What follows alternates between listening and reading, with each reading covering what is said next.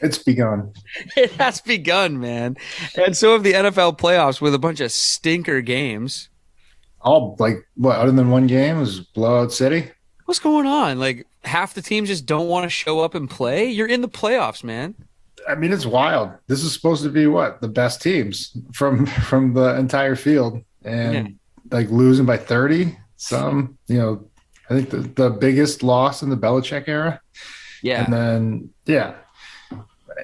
but Kansas City put up like 42 all in the second half. It was insane. yeah. Is it raining sex toys in Western New York? Yeah. Are we going to talk about that now? Or are we going to get into the show? Oh, yeah. It's like a sign of the apocalypse or something. Well, it turns out it's not a first. Oh no. We'll All save right, it for the show. Yeah, we'll get into it on the episode. All right, let's hit the theme song. Let's go. Let's get this crowd going now. Come on, get him up, get him up, get him up. On three. 1, 2, 3, go. Lofa Tatupu is up in the mix. Go Hawks. I'm just about that action, boss. Takes the snap. He's going to throw down the middle. What a catch! It's intercepted by Lofa Tatupu. Holy catfish! Hey, that's great football now. It's gonna work now. Let's keep playing. Who's got my back? I got your back. That's Lofa. A player. Trouble plant. Thunder. On one ready. Play. Russell looking. Go Hawks. Russell scrambling. Go Hawks. Pump faking. Go Hawks. Still looking. Now he spins out. We got a fly, baby. 35-40. Down the far sideline. He's still moving. He's going to go. Let's go. 20, 10. They do it again. Touchdown. Touchdown. Touchdown. Seahawks. It's the Seahawks podcast on the Bleav Sports Network. Thanks for tuning in. I'm Seahawks superfan Brett Davern, and he is Seahawks legend Lofa Tatupu. The whole show is brought to you by BetOnline. BetOnline.ag, your online place to make wagers and bet on the world of sports. Of course, the football playoffs are going on, but there's also the NHL, the MLB, the NBA. Whatever you want to wager on, it's all good at betonline.ag. Make sure you use our promo code Bleav50, BLEAV 50. You get a 50% welcome bonus at betonline.ag.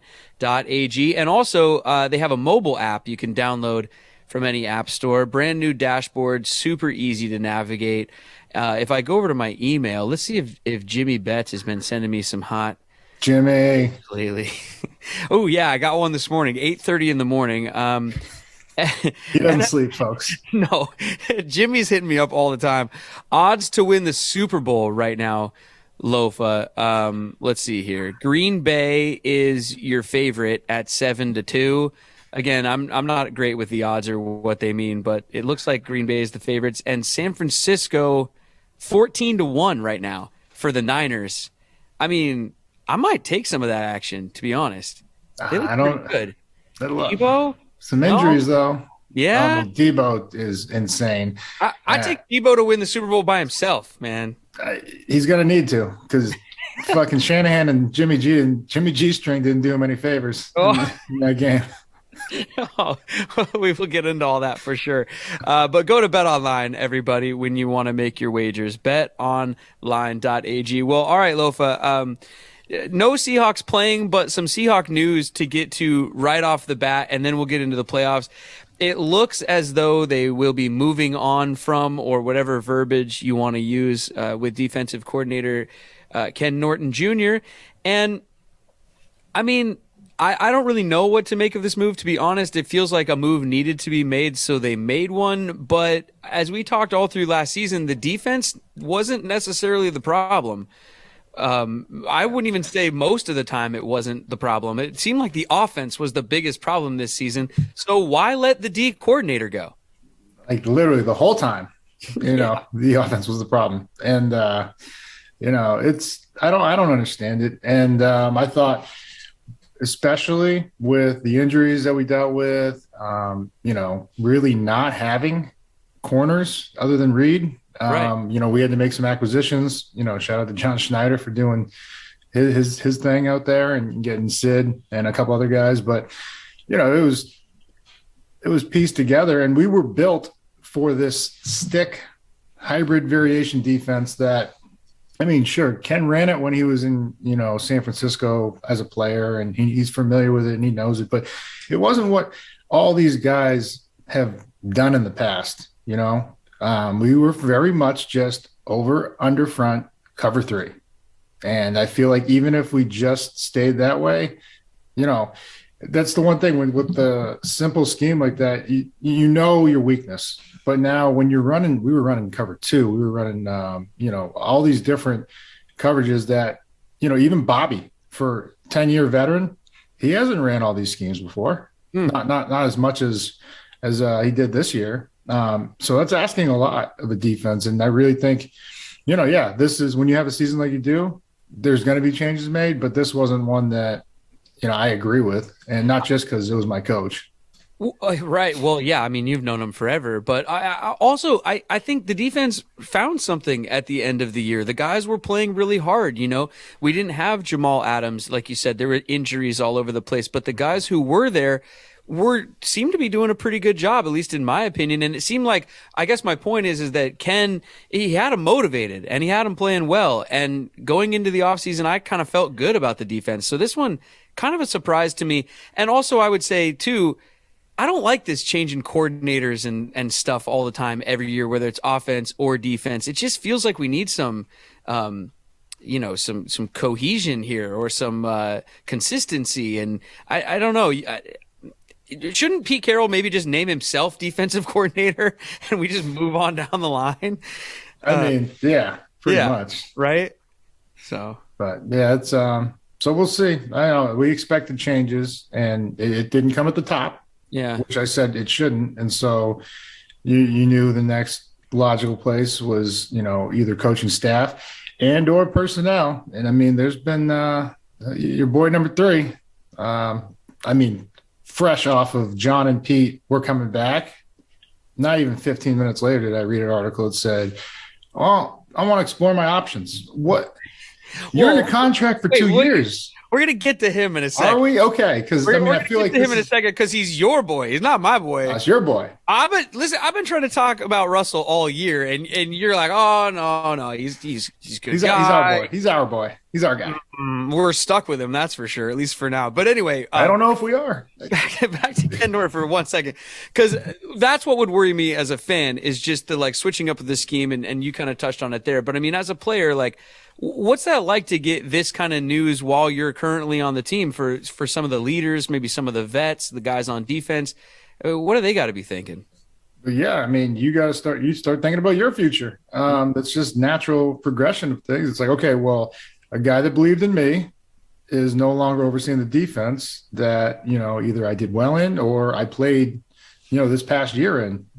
Is the next guy coming in, bringing a new scheme, and do I fit that scheme? Mm-hmm. I don't know. So it's, because right now, like I said, we've had a lot bigger bodies up front on that D line than we have in the past. In the past, we were more, one gap, hit your gap and go with a lot of speed and that's really how we ran it. Now there's a lot of two, Monet, Al Woods, those, and Puna, those are big guys. And so that's why, like I said, with the scheme that was basically a personnel given to him, because, that's how we adapted and changed over the last couple of years from the 4-3 to this stick defense.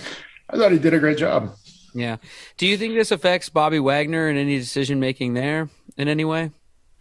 I don't think so. I think Wags, he fits into any scheme, so that's what he has going for him. I'm just thinking from if I were Wags, but anybody would be lucky to have Wags. I think really there's the only thing is going to come down to what can we get that cap number to look like? That's the only, thing. And because his injury wasn't one that's he's going to be fine. No surgery. He's going to be fine. So it's going to come down to that cap number. I have to cough just a second. Hold on. I felt that wasn't a cough. What was that? It was something. I just feel something back there. I had to clear it out, and then you were ending your thought, and I knew I wasn't gonna have time, and whatever. I'm trying to be a pro, sort of. Anyway, let's talk about the quarterback because everyone's talking about the quarterback. Let's talk about your boy, your guy, our guy. He's our guy. Let's talk about the chef de cuisine who should be cooking back there, but who knows? The roller coaster that is Russell Wilson. Well, everybody, it's left the station, and we're clickety-clacking our way up that first hill, and here it comes. After weeks and weeks and weeks of I want to be a Seahawk for 20 years, I want to win 3 or 4 more Super Bowls here, I want to play my whole career here, I've never wanted to leave, I don't know what anyone's talking about. Now we have these sort of unprovoked, his camp is talking again. How much of it comes from Russell? How much of it is just Adam Schefter making it up? I don't know what's going on. Like, how much of it is Ian Rappaport just trying to get clicks? What's with these reporters? What's with these reports? Does it come from Russell? I mean, what do you think of all this? What are you making of all this? I mean, it came out when we were 12-4. What did you think was going to happen when we go 7-10? But why does he then say into cameras, I want to be here for the next 20 years? Well, now if you remember, before the final home game against Detroit, right? Was it Detroit? Yeah. He was asked about his future. And it was, well, we'll see. Hopefully it's not my last game in Lumen, but it won't be my last game in the NFL. So he made it clear there before coming back the next week and saying, I want to win more Super Bowls and I want to win them here. But I'm just saying it was very curious timing. Was he even asked the question about his future before that Detroit game? Or did he – because I had a buddy who texted me and said he brought it up unprovoked. I think he brought it up because they asked Bobby. That's concerning. But that's what I'm saying. They asked Bobby a question, and when he got to the podium, I Bleav, just like your buddy saying, it was, well, I know you guys asked Bobby, so I might as well tell you how I feel. I think they're gonna listen, but it was just very odd, and then especially very curious timing right after John and Pete had their meeting with Jody Allen, the owner, and they come out of it saying, "Hey, we have the foundation, we're all right, we're gonna do this again." Not even 10, 15 minutes later, I got a notification pop up. Russell Wilson gonna explore his options. Now, wait, before you say anything, you're under contract for 2 years. You don't have any fucking options. You don't have any options, man. You have a contract. What do you mean your options? And you have a no trade clause that you're going to have to waive. So that's the shit that confuses me, is that, like, wait a minute, what options are you talking about? Dude, I'm getting so tired of this, and I know I speak for a lot of Seahawk fans out there who are already sick of it, and here it comes again. This thing ends with Russell Wilson flipping him off on his way off the field, doesn't it? It feels like we're headed for an Earl Thomas, a Richard Sherman style, just like flame out with the team. I mean, Russell's never going to do that kind of thing. His camp is going to be the ones that do that kind of thing because, Russell would have to tell you what he actually thinks. Yeah, well, that's not going to happen. And Russell would have to actually tell you, like, who he is as a person for a change. He'd actually have to show us what his real thoughts are and not speak in cliches and or through the things camp like that, which is never going to happen. So, and I think that's why fans are going to get sick of it, because I truly Bleav that I'm not sure if we've ever known who Russell Wilson actually is the entire time he's been in the league ever anyway. Honestly, I took a picture of him when he was a rookie, when he was standing off to the side of Matt Flynn's press conference. I was at practice. I got fancy sideline passes. Russell was standing there by himself. I asked him to take a picture, and he flipped on that smile and that sort of fakey guy thing instantly. And right away, I was like, what was that? It was kind of weird. And he's never changed. So I guess that is him. Maybe that is the real him. But it just feels like you're never going to get a real answer out of him, and that's why Seahawk fans are frustrated. And honestly, if we're just going to play these games, let's get 3 first-rounders and get them out of here. I'm sick of it. Yeah, I think he's just a machine that's geared to winning, man. And so that's but I don't know. Not this year and not in the playoffs for the past 5 years. I just don't know if there's an ideal situation out there for him, though. Like, right. I'm looking around at these teams that don't have a quarterback. I mean, where would he want to go? Because all reports were New York, Chicago maybe, but that defense didn't look great this year. How about Philly? Philly, shit, I'll take Jalen Hurts. I mean, I know that was a rough game last week, but that wasn't all on him, man. There was. I don't know why they didn't try to run the ball. I know Tampa's run defense is stout, but it's the running game is what got them there, and then it opened up the play for Jalen to do what he did this year. But I would certainly take Jalen Hurts and a bunch of draft picks while you try to go find another quarterback for a while, instead of the drama. I mean, look, there's no question what Russell Wilson brings as a football player, the kind of leadership, the winning attitude, all of the above, the preparation. Everybody knows all that kind of stuff. I'm simply talking and specifically talking about this drama and this just soap opera, especially like you pointed out, when he's under contract. This is ridiculous. I mean, what's going to happen next time, even if you do extend him?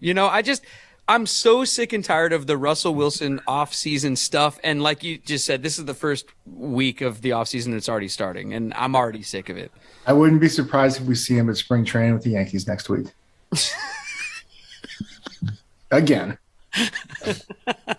That's his options he's exploring. Good. Then he'll be our next A-Rod. Okay, we can. I mean, but in all seriousness, is that what we want as Seahawks fans? Because we all know how we think of A-Rod and some of these other guys that have left town. We don't want that for Russell Wilson, but it seems. Well, no. Russell, look, he's asking for that from us or something. No, he's annoying us. It is annoying. He will always. He's trolling his own city. He's trolling us. He will always be loved here. But I do. I wish he would just be like, you know what? Hey, it was fun. It's time for me to move on. And I think everybody would respect that and be like, okay. Well, and then especially like John and Pete, they would respect that too, rather than have to listen and answer the media about, well, what does this mean about exploring options? And that's probably got to be the biggest headache, when you put yourself in Pete and John's shoes. Is like, I'm trying to run a winning organization here, and our quarterback, it doesn't seem, according to his camp, like he's all in. He's just like, well, we'll see. Well, I've said it before on this show. I'll say it again. I mean, this is what happens when you have a celebrity as a quarterback. It's hard. I just want a football player, and that's what Russell was when he first came in. He was sitting behind someone, like Matt Flynn right away. He was a little more humble, or whatever the word is. I mean, he was a football player. I thought. Now he's a pitch man. He's got fragrances and clothing lines, and he's married to a celebrity. He knows about having a team and a camp and an entourage and all of that. And I don't like it. I know where you're coming from. I know what you're saying, but he is a superstar. And I mean, he is in a different, stratosphere in terms of, celebrities. And look, I understand the regular season wins and all of that kind of stuff, but I mean, he's a superstar quarterback that won the Super Bowl in his second year. They lost it in his third year. He hasn't even been close to being back since, and they lose in the first round of the playoffs ever since. And then you just saw the season they had last season. So I just think a lot of people are sort of like remembering him from those times, and then there's all the regular season wins, of course, but if you're going to cause this much drama and be this way, I don't know. I'm kind of over it, but that's just me. What do you guys think? We do need draft picks. Let us know. Seahawks pod, P-O-D, Seahawks P-O-D at gmail.com. You guys tell us, and I want to hear everybody else's opinions out there. But speaking of everybody else and stuff out there, what about the rest of the NFL playoffs, Lofa? I mean, the games, they were boring this last weekend. I was so excited for all the games. Yeah, I know. Wall-to-wall NFL, and I was in front of the TV, and I found myself getting up and walking away from the TV and turned off half of them. Yeah, like and stuff. Maybe even more. It was the Raiders and the Bengals. Pretty good. Pretty good to start it out, yeah. Drama there with the inadvertent whistle. But, regardless, either team could have won that game. And then why is it that the technology and the replay and all that and everything's getting better and better and better, and we can all see what's going on, but the refereeing seems like it's just getting worse and worse and worse and worse and less consistent? And I mean, don't even get me started on roughing the passer. Oh my God, dude. Yeah. Especially the Eagles game that started off the drive, hit Tom in the hip, and they called roughing the pass. It's I don't know, it's outrageous. But I guess with everything getting automated, the rest are just like, oh, I didn't know I was supposed to call that. I thought there's an app for that. Like fucking someone hit the easy button. Fucking and I don't know. It's just getting worse. How do we not have full-time officials? I don't know. And but either way, the only other game that was close was Dallas and San Fran, because Shanahan was up to his Shanahanigans, and Jimmy G String was classic Jimmy G String. I would called it. I was at a local pub here, Malarkey's. Shout out to Malarkey's, and I called every single play. And when they were trying to give the game away, I go, oh well, here's a pass and probably an interception. They come back, score. I go, you literally all you have to do is run the ball and punt 3 times, punt the ball. Yeah, you're going to eat up almost 2 minutes of that clock. Yep. Do it again. They don't have enough time. They haven't even. They crossed the 50 like twice all game to that point. And what did he do? Drop back again. Luckily, the ball hit the ground.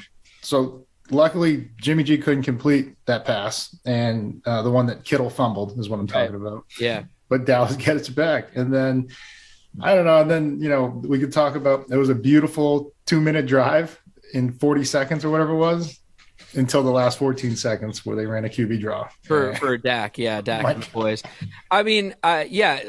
We could stay on the Niners for a second. Debo, my man crush, just destroyer of worlds. This guy is incredible. I'm not so sure. He had to be on their chalkboard, on the Cowboy chalkboard as cover this guy. Number one.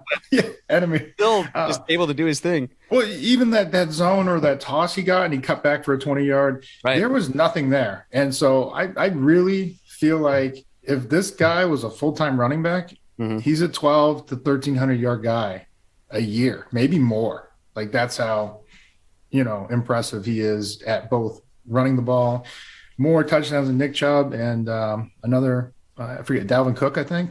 Those are perennial Pro Bowlers. He had more rushing touchdowns than they did this year. Wow. That's amazing. But yeah, Travis Kelce, that was the other one I was going to point out. Travis Kelce is just beast.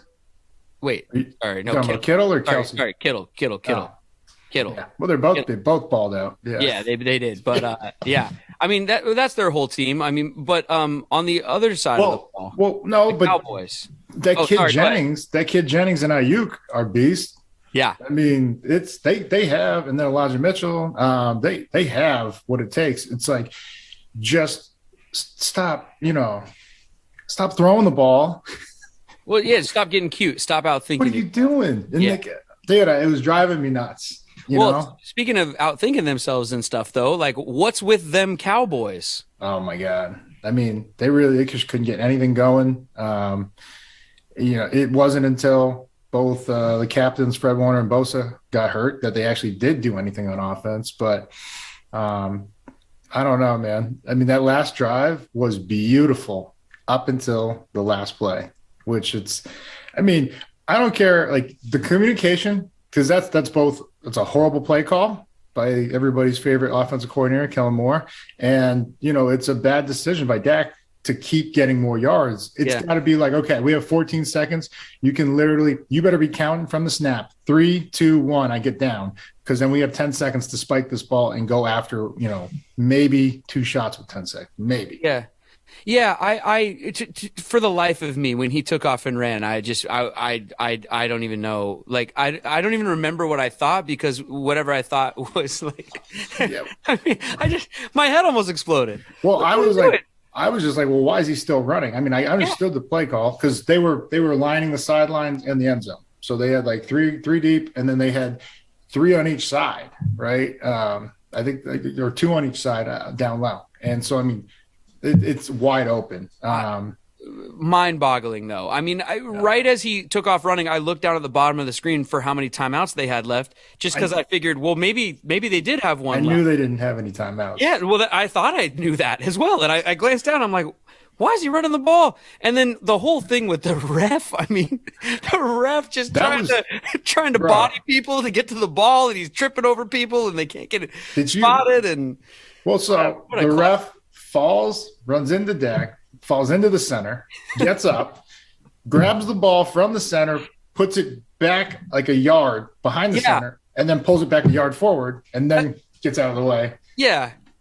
No, this is what I mean. Like in 2022, especially with the technology, with all of the things that we got, with every player, like even just the equipment that the players are wearing, from the gloves to the cleats to everything is new, improved, better, bigger, better every year. But like these kinds of things still look pretty silly when humans are trying to do them, and it's silly. To not get a playoff or a shot at the end zone with 14 seconds left. Because I mean, even if you throw it from where were they, at the 40 or whatever, or 30, I mean, if you throw it from where they were originally spotted, you have 2 shots at the end zone. Sure. If one falls incomplete, you'll get probably like 3 seconds left on the clock, and at least you have 2 shots.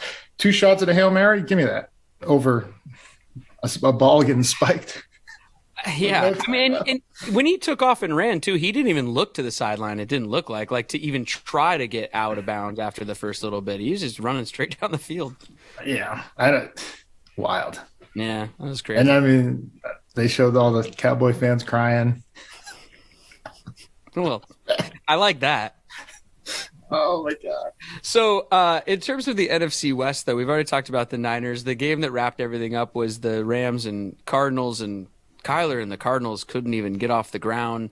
Matt Stafford showed up, not Meh Stafford. It was Matthew was playing in that game, and they survived for another week. I was kind of thinking that it might go that way just because, Kyler, the Cardinals, they had a good season, but they we got them there in the last game. They were kind of limping into the playoffs a bit. I don't think Matt and the Rams go the distance, but they survived week 1 of the playoffs at least. Well, I mean, the cycle's staying true to form, right? Pete owns Shanahan. Shanahan owns McVay. McVay owns Kingsbury. Kingsbury owns Pete. So it stays in rhythm there. Yeah. I think Kyler's now 1-5 or 1-6 versus the Rams in his career, and he did not look sharp at all. There was no ground game for them. It was an impressive win, more so by the Rams defense than really the Cardinals' fault. But they got a couple turnovers early. One was a touchdown where he was just trying to avoid the safety, and it just floats one into the air, and the DB picks it off right at the goal line. So, but no, I still wasn't impressed by Stafford. I mean, come on, let's get serious. Watch, he's about to go. Chance. I called him, and who else did I call out? Who do I love calling out? Oh, Josh Allen. Yeah, Josh Allen just throws a perfect game, like the first in the history of the National Football League. No punts, balling out. Scored on every game. We'll get to that one in a second because there's something more interesting about that game, right? I mean, depending on your, But I am telling you, Stafford's got something coming this week in the form of that Bucs defense, and I know they're not healthy on offense, but that Bucs defense is, man, they're scary. You look what they did to Mahomes and then that offense in the Super Bowl a year ago, and they looked awesome last week. Yeah, the Bucs had kind of almost like a ho-hum win. I mean, they destroyed the Eagles. They kind of did what I thought they do and what they were supposed to do, and they move on down the road. The one, if you want to go back for 1 second, the Buffalo Pats game. I mean, they destroyed Bill Belichick and the Patriots. I've seen things on Twitter that say that Bill Belichick is ready to move on from Mac Jones already. I think that's Colin Cowherd on a hot take there. The sky is falling in your old stomping grounds where you grew up there in New England. How long do you want to spend talking about the game, and how long do you want to spend talking about sex toys? I mean, the sky is falling, sex toys in Buffalo.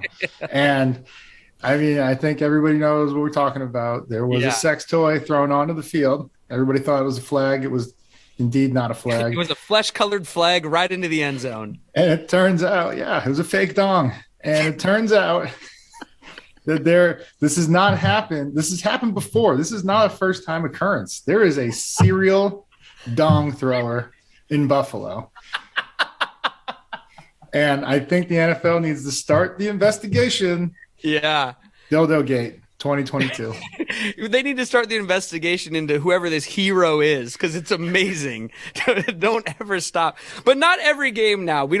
I don't want to see a full-on shower of dongs at the Not next like a hat trick, that'll right? ruin it. No. Just every once in a while you bring out the dong, and maybe only when you're really taking it to Bill Belichick and the Patriots. Let's reserve it. The question: how did they get through security with that? Well, I mean, that's all me. That's all me. That's what he told security.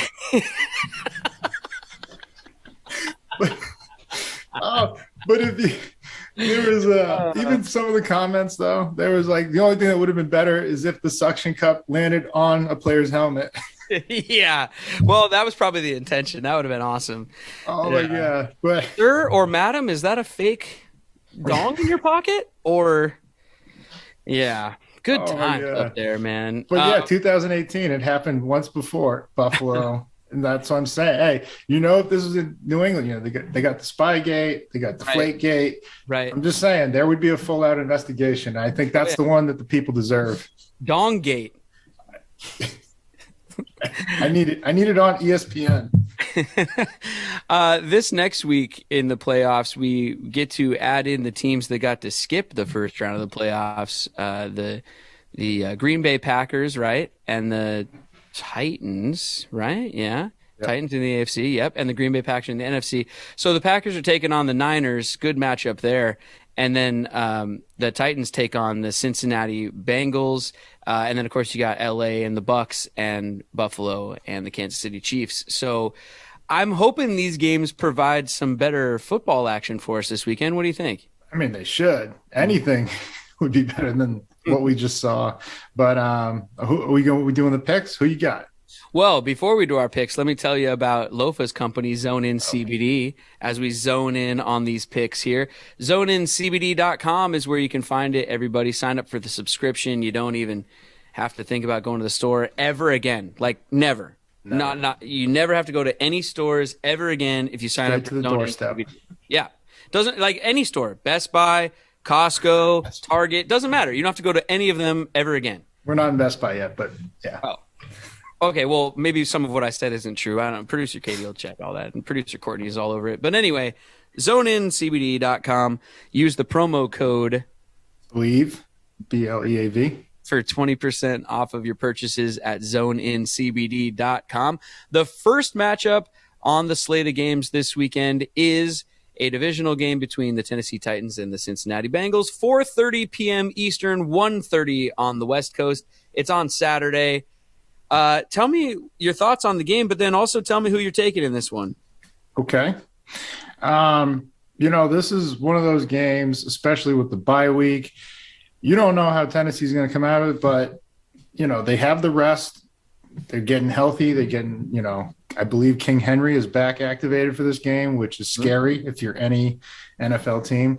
And, there's a lot of emotions that come with the first win in 31 years for the Bengals organization in the playoffs, right? And now you got to go on the road and face a tough team in Tennessee. So I got the Titans winning this one. I think it should be a close game because I think Joe Burrow and that offense are, just too explosive to contain. Really, they're kind of looking. It's high praise, but kind of Pat Mahomes-ish a little bit. But if they can stay consistent, then that's going to give them their chance. But, Vrabel's going to have these guys ready. So I got the Titans winning this one.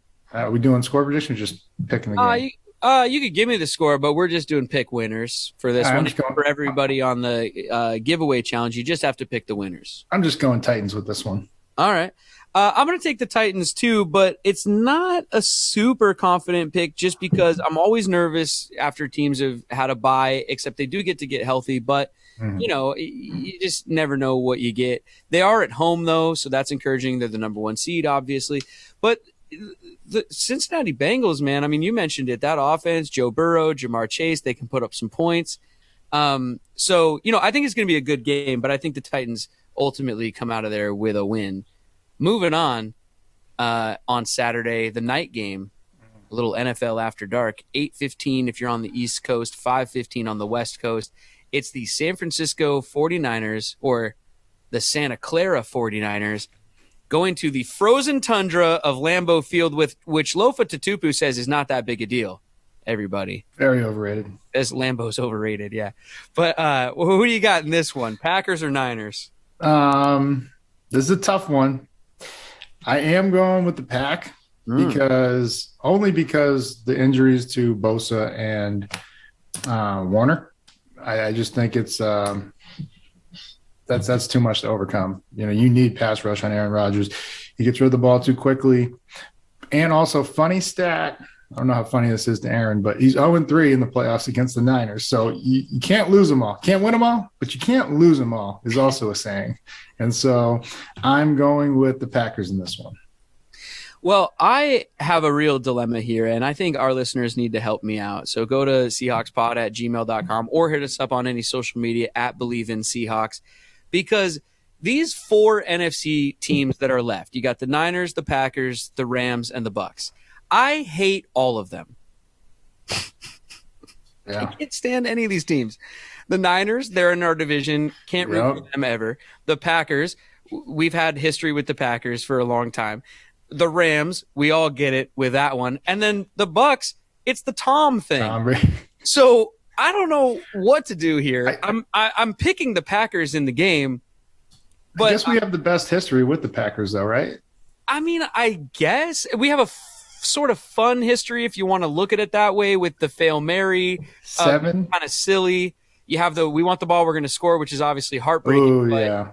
It's part of our history. You know, like the Seahawks have some of these things. And 7 years ago today was the NFC Championship where we came back.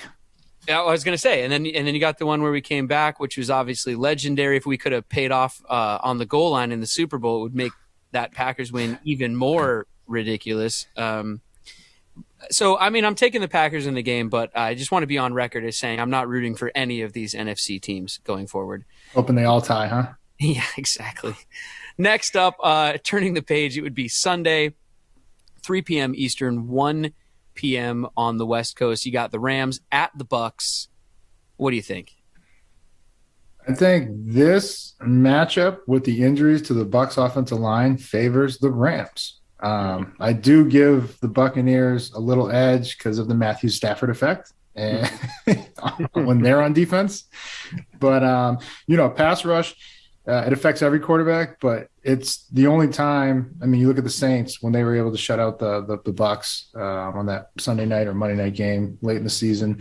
If you can give Tom Fitz, it's a tough game. It's a whole different ball game. So, but I wonder if the Rams are going to be able to run the ball, because they have been able to run the ball on pretty much everybody, but the Bucks, I mean, Philly was the best at running. They couldn't even get anything on Philly.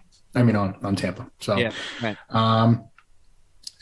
It's tough with the injury. I don't know. I'm going with the Bucks. You just can't go against Tom. Oh, I thought you were going to go Rams on that one. I was thinking about it, but he's not going to let them lose to Matthew Stafford and company, who just got their first postseason victory of their career. I think Stafford might be a little too happy. He's like, I made it. I've arrived. Well, I am going to go the opposite way. This is the first time in these picks that we're in disagreement. I'm going to take the Rams, and I'll tell you why here. One, I just can't pick Tom. I don't want to see him win again, and I just can't do it. So I don't want to pick him. I'm going to take the Rams because hopefully the following week the Packers can stop the Rams from hosting their own Super Bowl. Because, by the way, this would be 2 years in a row that a team would host – or you know what I mean? Yeah, the home team would host the Super Bowl, yeah. Right, because the Bucks had it last year. And then, so it would be weird to go from, in all of history, that never happening, and then it happening 2 years in a row. So the probability of that, I don't think is very high. And it would just break everybody's who's a Johnny-come-lately Rams fan's heart if they lost in the NFC Championship game. So I'll save their loss for the following week, and I will pick them in this game over the Bucks. I mean, dude, I live down here in LA, and I mean, I know you come and visit often, but these Rams fans down here, these guys and gals, they are not Rams fans. You know what I mean? Like, they've been Rams fans for 5 minutes. I'm sick of it. So, a little heartbreak coming their way. I wouldn't mind. All right. And then the game that I think everybody wants to see. Yeah. Chiefs. Bills and the Chiefs, yeah. 6:30 p.m. Eastern on the East Coast, which makes that Oh, geez. What is that? 3:30? 3:30, yeah. On the West Coast. No. Listen, I made it all the way through. The last one, I was like, wait, 6:30? Okay, so Buffalo Bills at Chiefs, Josh Allen on fire, but you got Patrick Mahomes on the other side, Andy Reid. This is a big one. Yeah, Mahomes threw for 400 himself, too. So let's not forget about him. Been to the Super Bowl, both years, last 2 years. So yeah, well, and Mahomes is doing all that double duty, being on every single commercial during the game also. Yeah, right. Yeah. He's a typical sneakerhead. Yeah, I said I wasn't. I still got to see Josh Allen. As great as he is, I need to see him take the show on the road because in the playoffs, unless you have home field advantage, you have to go win it on the road, and they do not have that. So, I'm telling you, I think the Chiefs win this. Okay. And I don't think it's a blowout like they just did to the Steelers, but I think they win it by 10. Okay. Wow. Two scores. Yeah. Yeah. I'm gonna take the Bills. I don't really know why. I mean, they did play an amazing game against the Patriots and all that, and they're a good team. I'm just taking the Bills because I'm picking with my heart here. I feel for the city of Buffalo, a long-suffering fan base. They're throwing dongs on the field. Like, they're doing anything they can. Resorting. And so I'm just going to take them and ride them all the way through. I think out of the winners ride them. Out of the Titans, Packers, Rams, Bills, if you ask me, I mean, it's either the Titans or the Bills who I'd want to see win it all out of those teams. And maybe it's the Bills. I don't have the Bills. I mean, other than us losing terribly to them, that wasn't this year. That was the last year, right? Mm-hmm. Other than that, we don't have too much history with them, do we? That I should be aware of? No. We have no beef with the Bills. So I'll take the Bills in that one and pardon the pun, ride them all the way through the rest of the playoffs. I think the winner of this game goes to the Super Bowl and wins as long as the Bucs are not in the Super Bowl. Wow. Well, but if the Bucs are in the Super Bowl, they're in trouble. Either one of these teams. I don't want 2 years in a row for Tom and all that. Please no. Please no. If you guys want to let us know your predictions, please do that on our score giveaway challenge. We do it every week. During the playoffs, you just pick the winners of all of the games. And if you happen to hit each one of them correctly and accurately predict all of the outcomes from the weekend, we will be giving you a jersey or some other prize. Before we get out of here, Lofa, speaking of the score prediction challenge and giveaway and all that, there's been confusion lately on the show.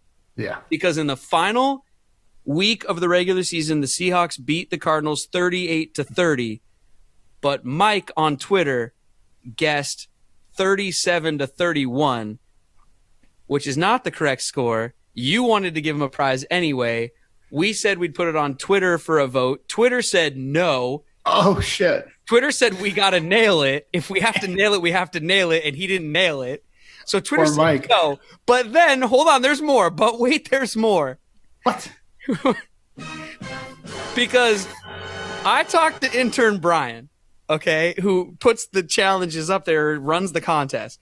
And intern Brian tells me that there's some obscure tweet out there that none of us saw where intern Brian took it easy on everybody and gave everybody 1 point for both teams either way. So technically, Mike was within that 1 point on each side because he said 37-31. Final score was 38-30. So according to intern Brian, Mike wins, but according to Twitter, Mike doesn't win. There's only two of us, which means I guess we have to be in agreement. So what the hell are we going to do about Mike? Well, first of all, this is classic IBS. Irritable bowel syndrome or intern Brian syndrome. It's both. Either one. It's the same. It's just shitty.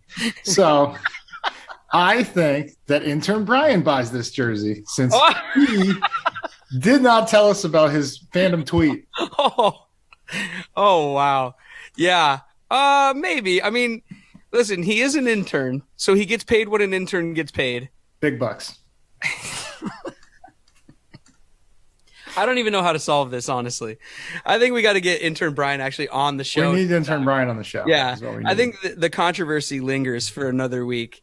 You guys can let us know what you think. And Mike already has let us know what he thinks. He keeps hitting me up. He's like, come on, man. I love that everybody said no. Everybody's getting in on this. What was the poll? Do you have the numbers? I don't know. I'll try to find it. I'm hoping it was like 98% no. That's it for us, everybody. You guys can hit the theme song. Let's see here. It looks it was close. 62% for the no. This is closer than you would have thought. But He should have had his friends voting. we'll see. You guys let us know your thoughts. Depending on how the rest of the playoffs go, I think will determine a lot in Mike's fate, because somebody accurately nailing all these predictions might be kind of hard too. You know what I mean? Yeah. So maybe if we don't give out anything, we'll come back to Mike at the end. There you go. I don't know. Don't worry, Mike. You're a loyal listener, and we'll take care of you somehow or the other. Keep the faith, Mike.